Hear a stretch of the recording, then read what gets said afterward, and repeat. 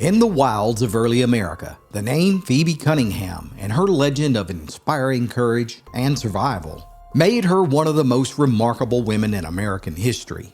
Yet today, almost 250 years later, her story has nearly been lost to the hands of time. Until now. Buckle up for this incredible true story.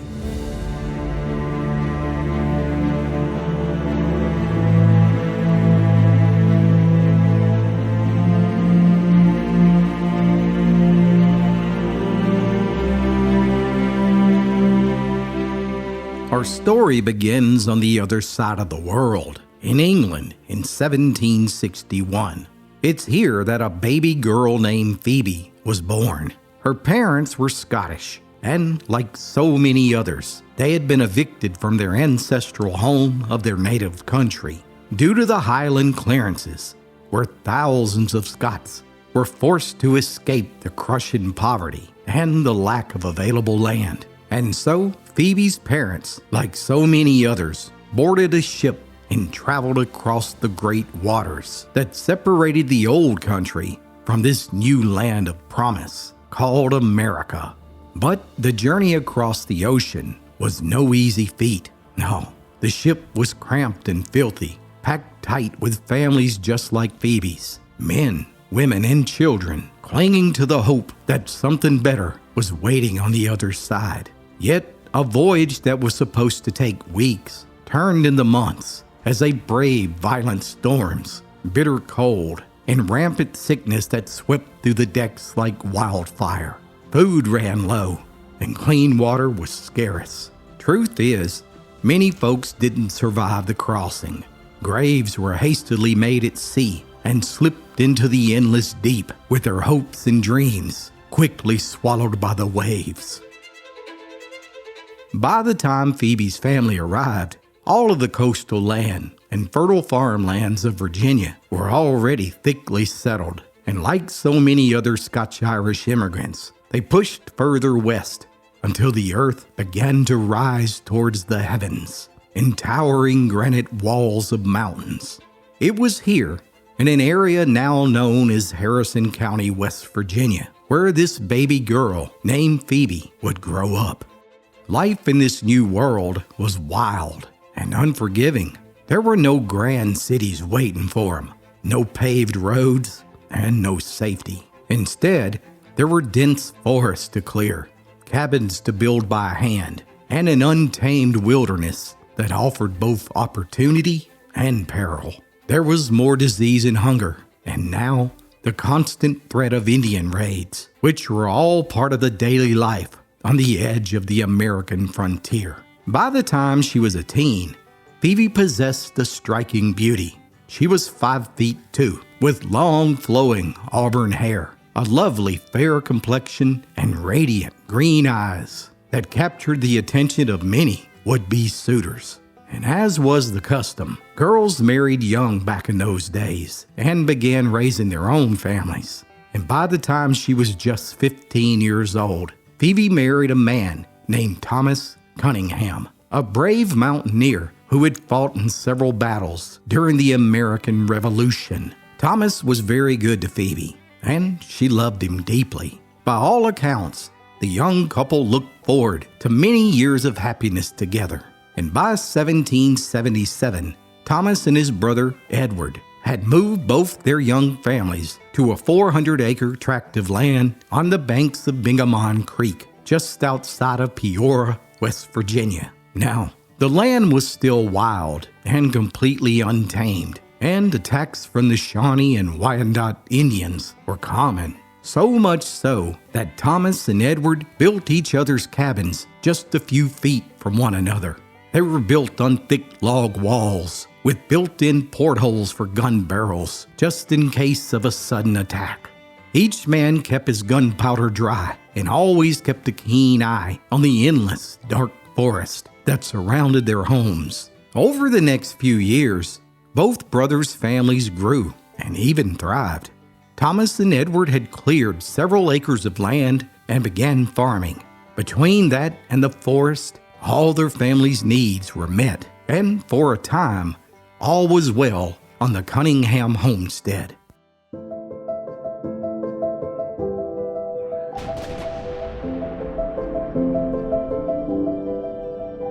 Now, the 1780s were a turbulent and dangerous time in America's early history. The Revolutionary War with the British might have been winding down, but the struggle for land, that was far from over. White settlers continued to push westward, crossing into lands long held by Native American tribes, despite treaties and fragile agreements. And as these pioneers built cabins and cleared fields in the foothills of the Appalachian Mountains, tensions began to boil over. The Cherokee, Shawnee, Wyandot, and other tribes, desperate to defend their homelands, began to organize fierce resistance.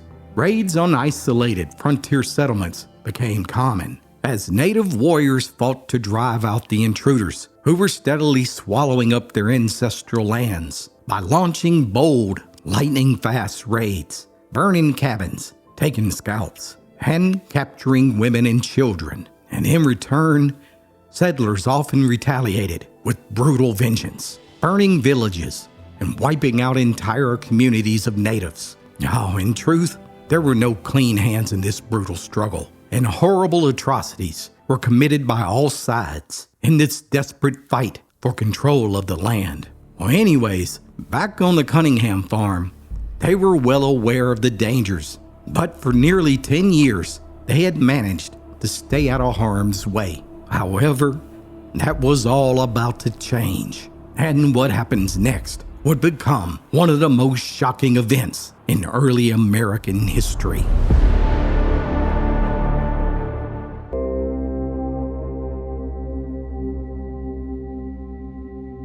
By 1785, Thomas and Edward Cunningham and their families had lived peacefully for nearly a decade on the edge of the American frontier. These were happy times, as Phoebe had just given birth to her fourth child in that spring, a healthy baby boy named Thomas Jr. The crops were in the ground, and there had been plenty of fallen weather. The smokehouse was full of meat, and simply put, life was good. So, in early summer, Thomas set out to make his yearly journey north over the mountains towards Pennsylvania, where he regularly traded animal pelts for supplies. He had successfully made this trip several times, and because his brother was left behind to keep a watchful eye on the homestead, the mountaineer thought nothing of leaving his family alone in the isolated wilderness. Besides, Phoebe was now a young woman of 24 years and capable of running the household on her own, even with small children. 3 weeks passed without incident, and Thomas was expected home any day now. Phoebe had spent that entire day washing the family's clothes and linens, which were now stretched across a clothesline and drying in the sun. That evening, she prepared a big meal in the hopes that her husband might return. There was bear meat, Irish potatoes, fresh peas and applesauce, and fresh milk. Heck, she had even baked a fresh vinegar pie. Yet, just as Phoebe was putting supper on the table, she caught a glimpse of a shadow passing quickly outside the cabin door. Now, I need to pause here for just a moment and warn you that this is a true story, and I do my best to tell these stories exactly as they happened, without bias or judgment. And with that said, this next part is a little rough. Back in the present, Phoebe's heart skipped and she smiled. Thomas had made it home just in time for supper, she thought. However, a moment later, she saw another shadow fall across the door, a tomahawk. And before she had a chance to move towards the rifle that was leaning in the corner, the door burst open. And a Wyandot warrior, whose face was covered in full war paint, quickly surveyed the interior of the cabin. And realizing that there wasn't a man home, the native turned and signaled to 5 other men who were concealed at the edge of the forest to move towards the other cabin.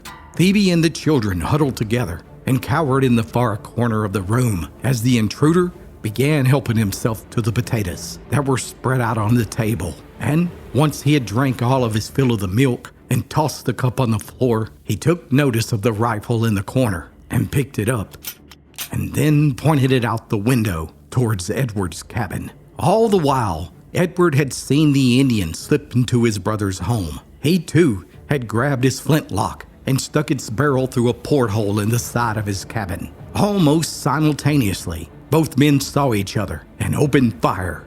Edward's bullet went wild as the native's bullet narrowly missed the mountaineer's head. Edward fell back and quickly reloaded. Suddenly, a blood-curdling war cry erupted as one of the warriors emerged from the trees and ran towards Edward's cabin. But this time, Edward wouldn't miss as he opened fire again and shot the Indian through the leg.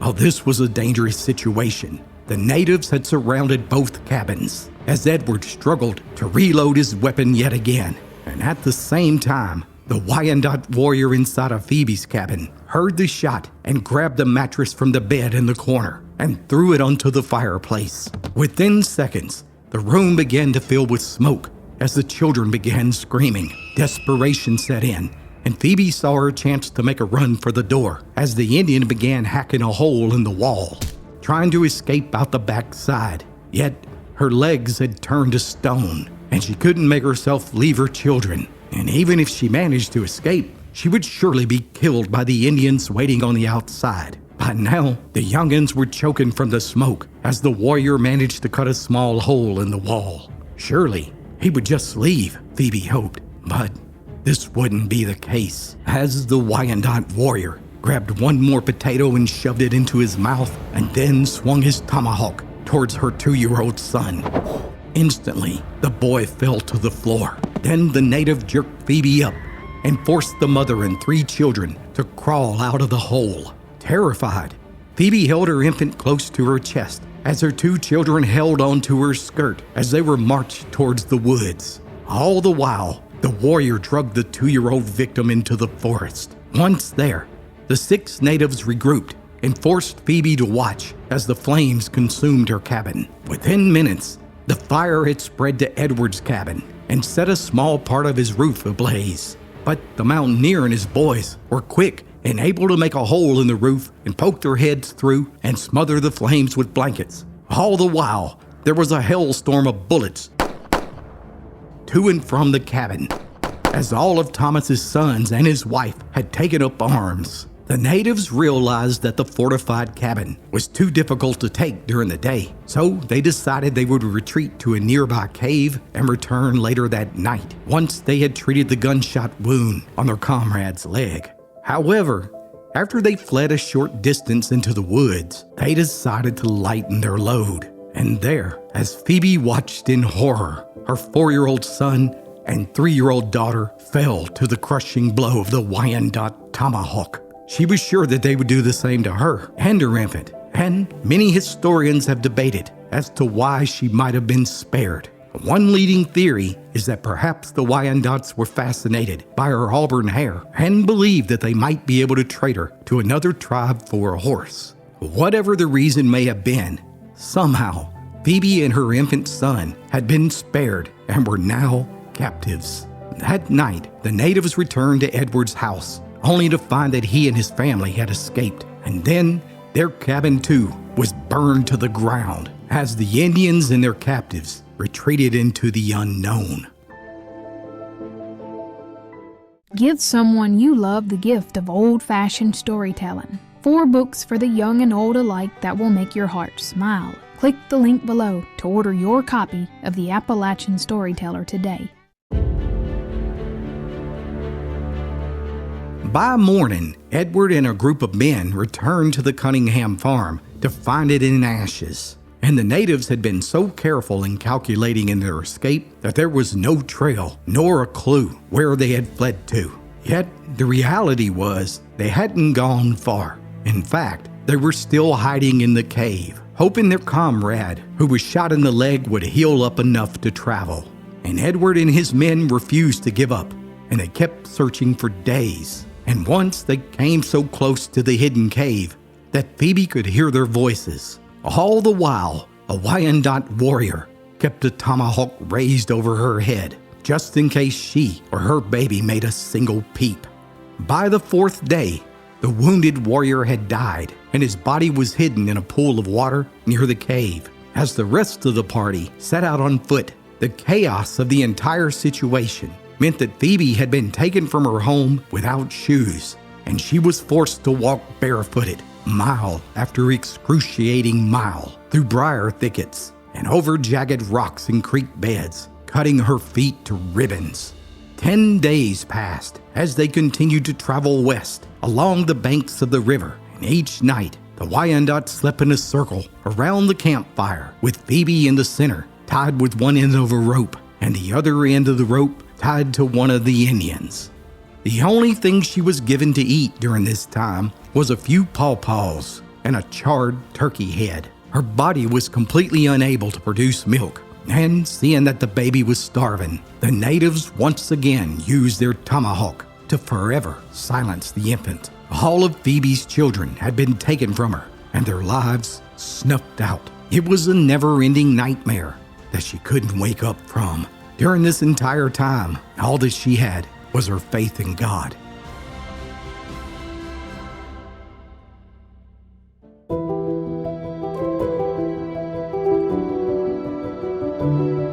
After a few weeks, they took rest at a small Indian village after Phoebe's feet became so infected that she could no longer walk. There, one merciful woman finally applied a concoction of herbs that healed her, after which they continued on. Finally, after 37 days of walking, the Wyandotte warriors and their captive arrived in what is known in modern times as Madison County, Ohio. Astonishingly, Phoebe had been forced to walk barefooted for 200 miles, where she was then given as a gift to the family of the man who had died back in the cave.